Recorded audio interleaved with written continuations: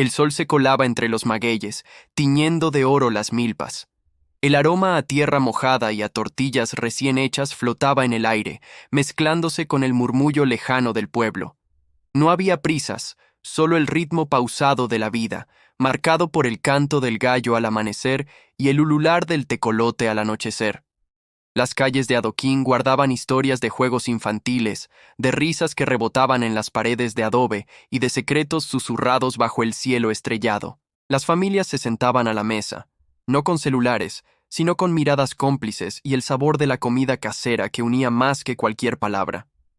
Era un México donde el tiempo se estiraba, donde cada tarde era una aventura y cada abuelo un libro de sabiduría. Un México que hoy quizás no existe tal cual en cada esquina, pero que vive en la memoria colectiva, en ese rincón del corazón donde guardamos lo que nos hace ser quienes somos. ¿Recuerdas ese México? Ese donde el sonido de la campana de la iglesia marcaba las horas y el pregón del vendedor de camotes era la banda sonora de la noche, donde las puertas de las casas estaban siempre abiertas y un vecino era casi familia. Ese México de las tertulias en el patio, bajo la sombra de un árbol frondoso, con el fresco de la tarde y el aroma del café. Un México de tradiciones arraigadas, de respeto por los mayores y de una forma particular, a veces ingeniosa, a veces severa, de corregir a los niños.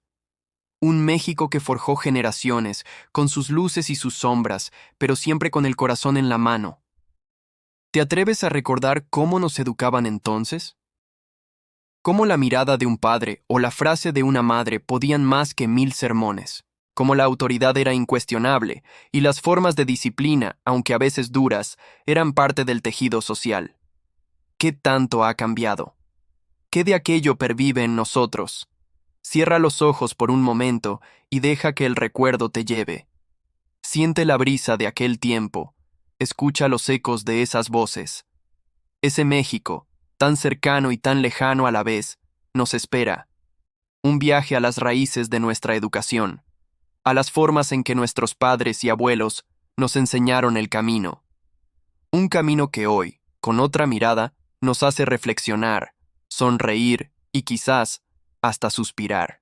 Las mañanas olían a pan recién horneado y a café de olla, y los mercados eran un festín de colores y voces, donde el regateo era un arte y cada transacción una charla.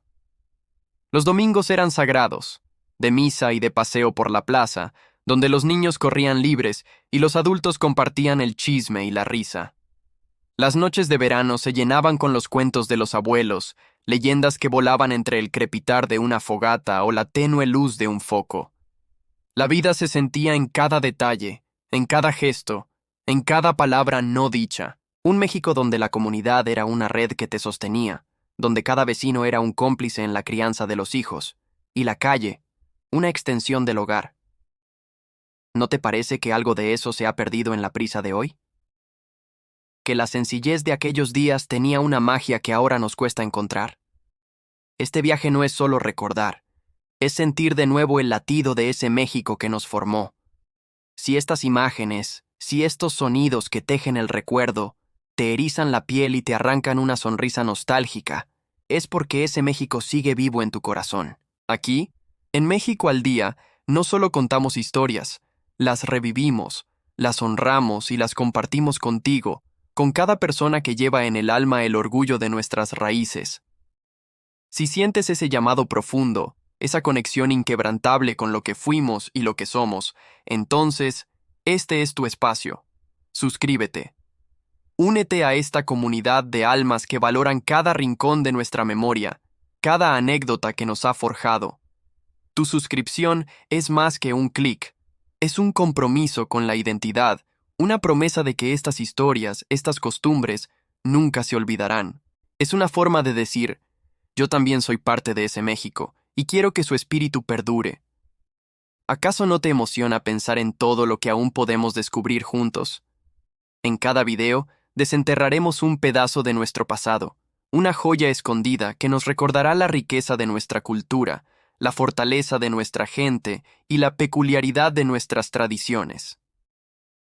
Este viaje es para ti, para mí, para todos aquellos que aman a México más allá del presente, que entienden que el futuro se construye sobre los cimientos de nuestra historia.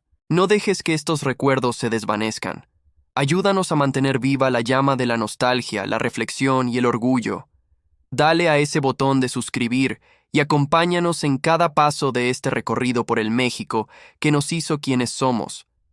Porque recordar es un acto de amor, y en México al día, el amor por nuestra tierra es el motor que nos mueve. Si estas imágenes, si estos sonidos que tejen el recuerdo, te erizan la piel y te arrancan una sonrisa nostálgica, es porque ese México sigue vivo en tu corazón. Aquí, en México al día, no solo contamos historias, las revivimos, las honramos y las compartimos contigo, con cada persona que lleva en el alma el orgullo de nuestras raíces. Si sientes ese llamado profundo, esa conexión inquebrantable con lo que fuimos y lo que somos, entonces este es tu espacio. Suscríbete.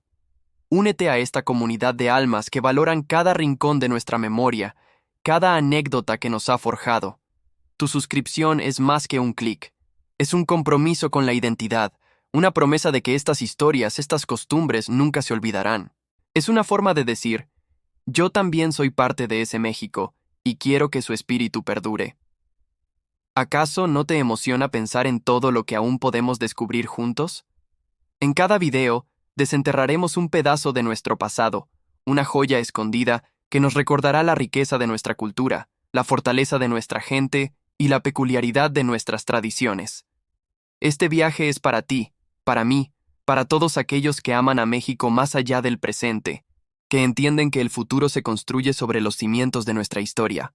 No dejes que estos recuerdos se desvanezcan. Ayúdanos a mantener viva la llama de la nostalgia, la reflexión y el orgullo. Dale a ese botón de suscribir y acompáñanos en cada paso de este recorrido por el México que nos hizo quienes somos. Porque recordar es un acto de amor, y en México al día, el amor por nuestra tierra es el motor que nos mueve. Si cada palabra te resonó, si cada imagen mental te llevó de vuelta a ese ayer, es porque compartimos algo más que un interés. Compartimos una herencia, un legado que merece ser contado y escuchado. Este canal es un punto de encuentro para todos los que creen que el pasado no es solo una colección de fechas, sino un pulso que aún nos guía.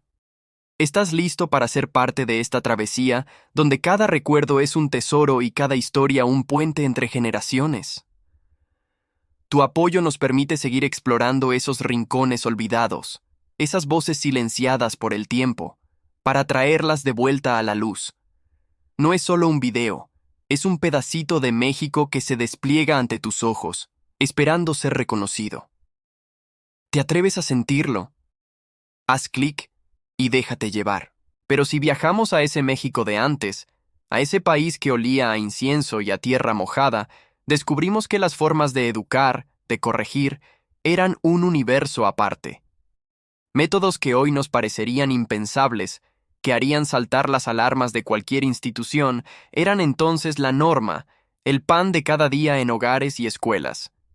La disciplina no era una opción, era un pilar, forjado con la mano dura y la palabra firme, con la convicción de que sólo así se moldeaban hombres y mujeres de bien.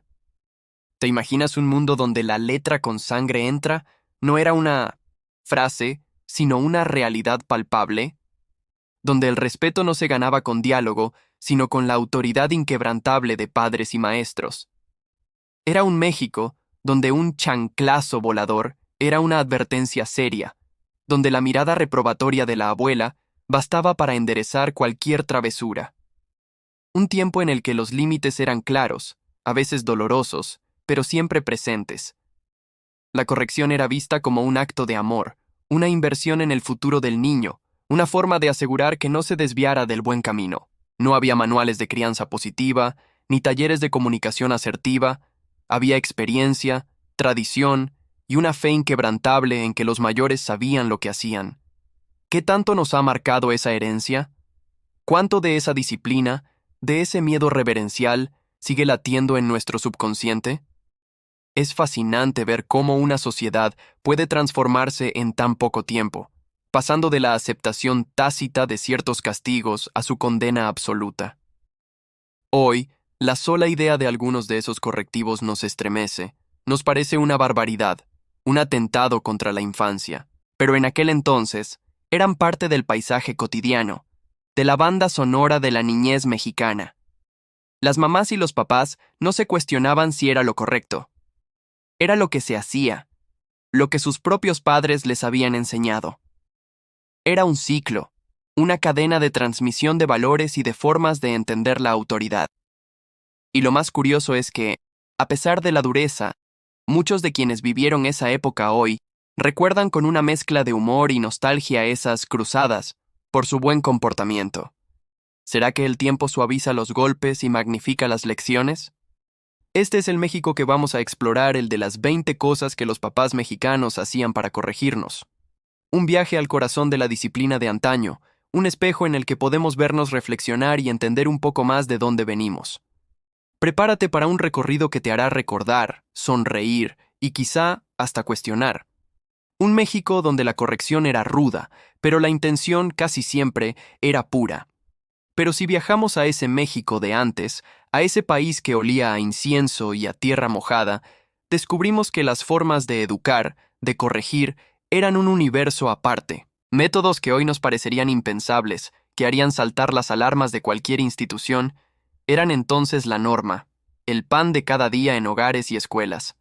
La disciplina no era una opción, era un pilar, forjado con la mano dura y la palabra firme, con la convicción de que sólo así se moldeaban hombres y mujeres de bien.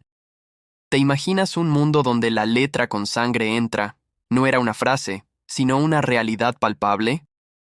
Donde el respeto no se ganaba con diálogo, sino con la autoridad inquebrantable de padres y maestros. Era un México donde un chanclazo volador era una advertencia seria, donde la mirada reprobatoria de la abuela bastaba para enderezar cualquier travesura. Un tiempo en el que los límites eran claros, a veces dolorosos, pero siempre presentes. La corrección era vista como un acto de amor, una inversión en el futuro del niño, una forma de asegurar que no se desviara del buen camino. No había manuales de crianza positiva, ni talleres de comunicación asertiva. Había experiencia, tradición y una fe inquebrantable en que los mayores sabían lo que hacían. ¿Qué tanto nos ha marcado esa herencia? ¿Cuánto de esa disciplina, de ese miedo reverencial, sigue latiendo en nuestro subconsciente? Es fascinante ver cómo una sociedad puede transformarse en tan poco tiempo, pasando de la aceptación tácita de ciertos castigos a su condena absoluta. Hoy, la sola idea de algunos de esos correctivos nos estremece, nos parece una barbaridad, un atentado contra la infancia. Pero en aquel entonces, eran parte del paisaje cotidiano, de la banda sonora de la niñez mexicana. Las mamás y los papás no se cuestionaban si era lo correcto. Era lo que se hacía, lo que sus propios padres les habían enseñado. Era un ciclo, una cadena de transmisión de valores y de formas de entender la autoridad. Y lo más curioso es que, a pesar de la dureza, muchos de quienes vivieron esa época hoy recuerdan con una mezcla de humor y nostalgia esas cruzadas por su buen comportamiento. ¿Será que el tiempo suaviza los golpes y magnifica las lecciones? Este es el México que vamos a explorar, el de las 20 cosas que los papás mexicanos hacían para corregirnos. Un viaje al corazón de la disciplina de antaño, un espejo en el que podemos vernos reflexionar y entender un poco más de dónde venimos. Prepárate para un recorrido que te hará recordar, sonreír y quizá hasta cuestionar. Un México donde la corrección era ruda, pero la intención casi siempre era pura. Y en esa misma línea de autoridad incuestionable, se extendía una práctica que hoy nos parecería sacada de otro siglo, la carta blanca, que los padres daban a los maestros. Era común, casi un rito de iniciación escolar, que al inicio del ciclo la mamá o el papá, con toda seriedad, le dijeran al profesor o la profesora: «Maestro, aquí le entrego a mi hijo. Si no se porta bien, si no aprende, si se sale del huacal, dele sus buenos correctivos. Yo le doy permiso para que lo eduque como debe, y en casa, si me entero de algo, le doy doble». ¿Te suena esa frase? Era el sello de una época, una autorización explícita para que la escuela no solo enseñara, sino que también disciplinara, incluso físicamente, sin que hubiera repercusiones en el hogar. Un pacto tácito entre familias y educadores, donde la autoridad del maestro era casi sagrada, indiscutible. No existía la noción de derechos del niño como la entendemos ahora, ni la preocupación por el ambiente escolar seguro en el sentido moderno. La escuela era una extensión del hogar, y el maestro, una figura paterna o materna más, con el poder y la responsabilidad de forjar el carácter. Los padres confiaban ciegamente en el criterio del educador. Veían en la disciplina, incluso la más severa, una herramienta necesaria para el bien del niño. Creían que el rigor evitaría que sus hijos se desviaran, que los prepararía para la dureza de la vida adulta. ¿Podríamos imaginar hoy a un padre entregando a su hijo con esas palabras? ¿A un maestro aceptando tal encargo sin que se enciendan las alarmas de protección infantil? La sola idea parece una provocación en nuestro presente, donde el diálogo, la psicología infantil y el respeto a la individualidad son los pilares de la pedagogía. Antes, la educación era una labor compartida, sí, pero con una jerarquía clara. Los mayores sabían, los niños obedecían. Y si la obediencia no llegaba por la buena, había otros métodos. La vara, el borrador, el jalón de patillas, no eran solo instrumentos de castigo. Eran símbolos de una autoridad que no se cuestionaba, que formaba parte intrínseca del proceso educativo. Los niños aprendían, no solo las tablas de multiplicar, sino también el miedo a la desobediencia, el respeto por la figura del adulto y la importancia de seguir las reglas. ¿Era una educación más efectiva o simplemente más impositiva? ¿Qué huellas dejaron esas prácticas en la psique de quienes las vivieron? Hoy, la relación entre padres, maestros y alumnos se ha transformado radicalmente. Se busca la colaboración, el entendimiento, la empatía. El castigo físico está proscrito, considerado una forma de violencia que daña más que educa. Pero en aquel México, ese permiso parental al maestro era un eslabón fundamental en la cadena de la crianza, una muestra de que la sociedad entera estaba alineada en la tarea de enderezar, a los niños incluso, si eso implicaba un par de pellizcos o un buen cocotazo a tiempo. Los padres confiaban ciegamente en el criterio del educador. Veían en la disciplina, incluso la más severa, una herramienta necesaria para el bien del niño. Creían que el rigor evitaría que sus hijos se desviaran, que los prepararía para la dureza de la vida adulta. ¿Podríamos imaginar hoy a un padre entregando a su hijo con esas palabras? ¿A un maestro aceptando tal encargo sin que se enciendan las alarmas de protección infantil? La sola idea parece una provocación en nuestro presente, donde el diálogo, la psicología infantil y el respeto a la individualidad son los pilares de la pedagogía. Antes la educación era una labor compartida, sí, pero con una jerarquía clara. Los mayores sabían, los niños obedecían, y si la obediencia no llegaba por la buena, había otros métodos. La vara, el borrador, el jalón de patillas, no eran solo instrumentos de castigo, eran símbolos de una autoridad que no se cuestionaba, que formaba parte intrínseca del proceso educativo. Los niños aprendían, no solo las tablas de multiplicar, sino también el miedo a la desobediencia, el respeto por la figura del adulto y la importancia de seguir las reglas. ¿Era una educación más efectiva o simplemente más impositiva? ¿Qué huellas dejaron esas prácticas en la psique de quienes las vivieron? Hoy, la relación entre padres, maestros y alumnos se ha transformado radicalmente. Se busca la colaboración, el entendimiento, la empatía. El castigo físico está proscrito, considerado una forma de violencia que daña más que educa. Pero en aquel México, ese permiso parental al maestro era un eslabón fundamental en la cadena de la crianza, una muestra de que la sociedad entera estaba alineada en la tarea de enderezar a los niños, incluso si eso implicaba un par de pellizcos o un buen cocotazo a tiempo. Esta delegación de poder no era aleatoria. Respondía a una estructura social donde la comunidad participaba activamente en la formación de los más jóvenes. No era solo la familia nuclear, sino la familia extendida, los vecinos, y por supuesto, los maestros, quienes compartían la carga y la responsabilidad de inculcar valores. El maestro no era un mero transmisor de conocimientos, sino un forjador de almas, un representante de la moralidad y el buen comportamiento. ¿Recuerdas cómo se respetaba a los maestros de antes? Su palabra era ley, su autoridad, indiscutible, y ese respeto se construía, en parte, sobre la base de esa disciplina que hoy nos resulta tan ajena. Las aulas no eran espacios de discusión, sino de acatamiento. El silencio era oro y la obediencia virtud. Los pupitres alineados, las manos cruzadas, la mirada atenta al frente. Todo un ritual de deferencia hacia la figura del educador. ¿Qué tanto de esa disciplina férrea contribuyó a la formación de generaciones de mexicanos que hoy son pilares de nuestra sociedad?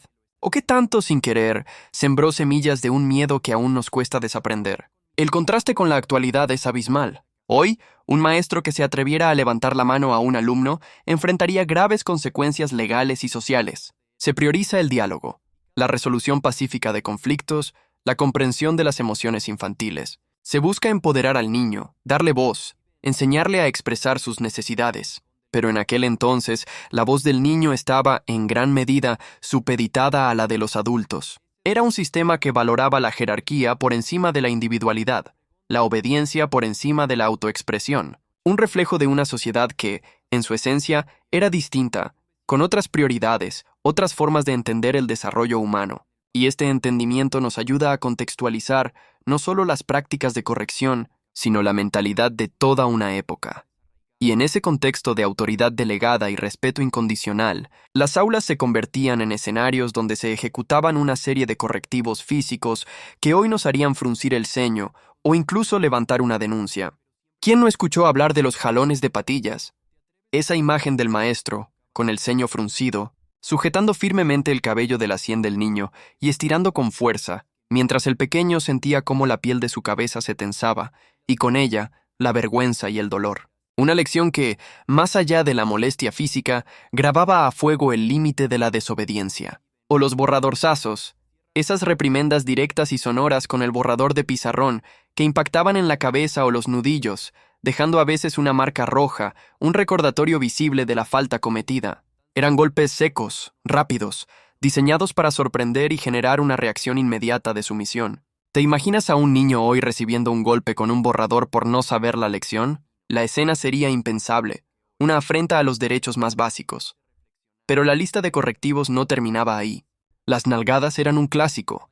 Tanto en casa como en la escuela, un golpe en los glúteos que, aunque no dejaba una herida visible, sí provocaba un escozor que trascendía lo físico, calando en el orgullo y la dignidad del infante. ¿Y qué decir de los varazos? Quizás el más temido de todos, donde una vara delgada, a menudo de durazno o de membrillo, se usaba para golpear las palmas de las manos o las piernas. El sonido del impacto resonaba en el aula, un eco de la autoridad inquebrantable del maestro. Los ojos de los demás alumnos, fijos en el castigado, aprendían por ósmosis lo que no debían hacer. La amenaza de la vara era suficiente para mantener a raya a los más inquietos. Cada uno de estos métodos, desde el jalón de patillas hasta el varazo, no buscaba solo corregir un error puntual. Pretendía infundir un respeto casi reverencial por la figura del adulto, una obediencia ciega a las normas. ¿Era miedo lo que sentían los niños o una forma de respeto aprendida a la fuerza? Estas escenas, que hoy parecen sacadas de una película en blanco y negro, eran parte intrínseca de la educación en aquel México. No se cuestionaban, no se debatían. Eran el camino, la forma en que se garantizaba el orden en el aula y el aprendizaje de los valores. La disciplina era sinónimo de formación, y el dolor físico, una herramienta legítima en ese proceso. Los niños aprendían a aguantar, a no quejarse, a entender que la autoridad era incuestionable. Y aunque hoy miramos estas prácticas con horror, preguntándonos por el daño psicológico que pudieron causar, en aquel entonces se creía firmemente en su eficacia. ¿Realmente eran efectivas? ¿O simplemente generaban una obediencia superficial basada en el temor que no fomentaba el verdadero entendimiento ni el desarrollo de la autonomía? La imagen del niño encogido, con la cabeza gacha esperando el castigo, o la del alumno que intentaba ocultar sus manos para evitar el varazo, son postales que nos obligan a reflexionar sobre la delgada línea entre la disciplina y la violencia. Aquellos correctivos no solo buscaban modificar una conducta, buscaban moldear una personalidad, inculcar el respeto por la jerarquía, un respeto que, a menudo, se confundía con el temor.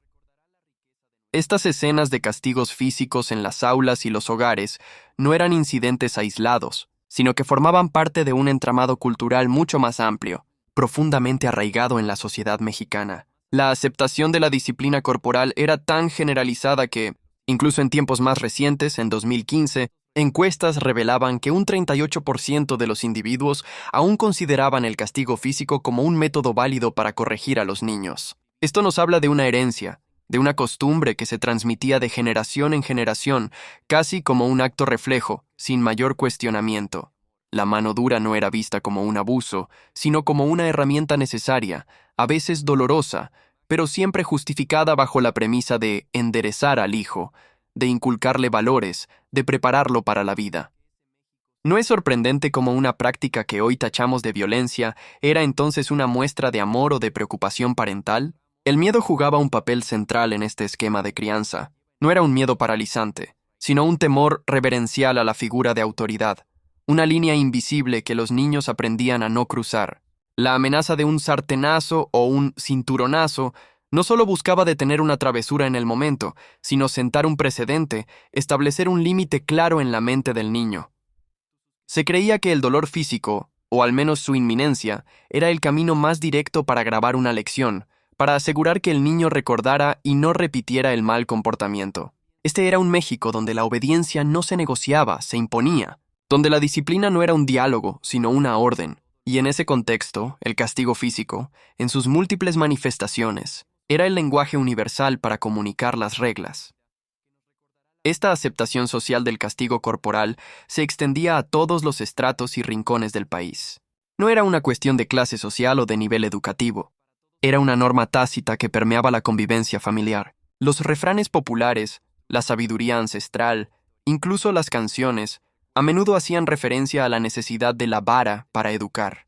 La idea de que la letra con sangre entra, o que a quien bien quieres castigarás, no eran meras frases, sino principios rectores en la formación de los infantes. ¿Cuántas veces escuchamos a nuestros abuelos decir que un buen coscorrón a tiempo evita muchos problemas después? Esta mentalidad forjó generaciones, moldeando caracteres y enseñando a los niños a respetar la jerarquía, a acatar las órdenes sin chistar. No se trataba de discutir el porqué de las reglas, sino de obedecerlas. Era un sistema que valoraba la sumisión y la disciplina por encima de la autonomía y la expresión individual. Y aunque hoy lo miremos con ojos críticos, no podemos negar que formó parte intrínseca de la identidad mexicana, contribuyendo a la resiliencia y el respeto que caracterizan a muchas de nuestras generaciones. ¿Qué tanto de esa disciplina, de ese aprendizaje a través del rigor, sigue vivo en nuestra forma de ser, en nuestra manera de enfrentar los desafíos? Es una pregunta que nos obliga a mirar hacia atrás, no para juzgar, sino para comprender de dónde venimos. Esta aceptación social del castigo corporal se extendía a todos los estratos y rincones del país. No era una cuestión de clase social o de nivel educativo. Era una norma tácita que permeaba la convivencia familiar. Los refranes populares, la sabiduría ancestral, incluso las canciones, a menudo hacían referencia a la necesidad de la vara para educar. La idea de que la letra con sangre entra, o que a quien bien quieres castigarás, no eran meras frases, sino principios rectores en la formación de los infantes. ¿Cuántas veces escuchamos a nuestros abuelos decir que un buen coscorrón a tiempo evita muchos problemas después? Esta mentalidad forjó generaciones, moldeando caracteres y enseñando a los niños a respetar la jerarquía, a acatar las órdenes sin chistar. No se trataba de discutir el porqué de las reglas, sino de obedecerlas. Era un sistema que valoraba la sumisión y la disciplina por encima de la autonomía y la expresión individual. Y aunque hoy lo miremos con ojos críticos, no podemos negar que formó parte intrínseca de la identidad mexicana, contribuyendo a la resiliencia y el respeto que caracterizan a muchas de nuestras generaciones. ¿Qué tanto de esa disciplina, de ese aprendizaje a través del rigor, sigue vivo en nuestra forma de ser, en nuestra manera de enfrentar los desafíos? Es una pregunta que nos obliga a mirar hacia atrás, no para juzgar, sino para comprender de dónde venimos. Nos lleva a reflexionar sobre cómo la sociedad, en un intento por preservar el orden y la moral, recurría a métodos que hoy nos parecen drásticos, pero que en su momento eran considerados eficaces y necesarios. La creencia popular de que un jalón de orejas a tiempo evita un mal paso era más que un dicho. Era una filosofía de vida que se aplicaba con convicción. Nos lleva a reflexionar sobre cómo la sociedad, en un intento por preservar el orden y la moral, recurría a métodos que hoy nos parecen drásticos, pero que en su momento eran considerados eficaces y necesarios. La creencia popular de que un jalón de orejas a tiempo evita un mal paso era más que un dicho. Era una filosofía de vida que se aplicaba con convicción.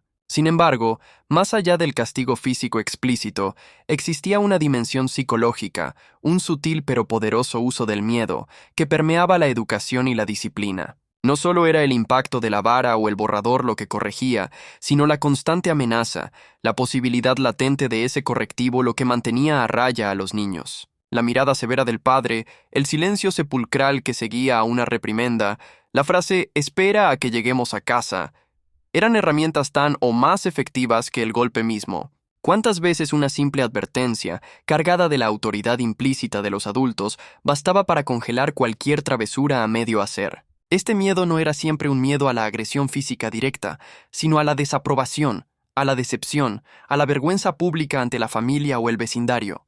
La frase «¿qué van a decir los vecinos?» o «me vas a hacer quedar mal» tenía un peso inmenso, generando una presión social que los niños sentían profundamente. Se les enseñaba que su comportamiento no solo los afectaba a ellos, sino que reflejaba directamente en el honor de la familia. Así, el castigo no era solo por la falta, sino por la afrenta al prestigio colectivo. Esta carga emocional, esta obligación de mantener la imagen, se convertía en un mecanismo de control psicológico muy potente.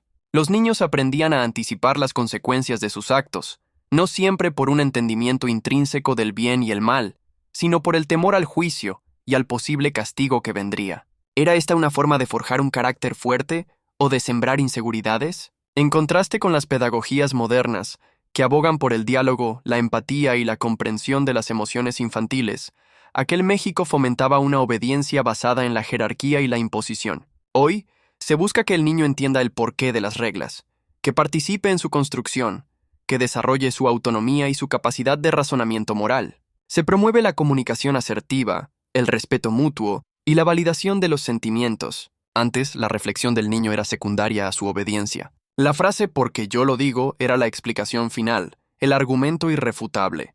El niño no tenía voz en la discusión.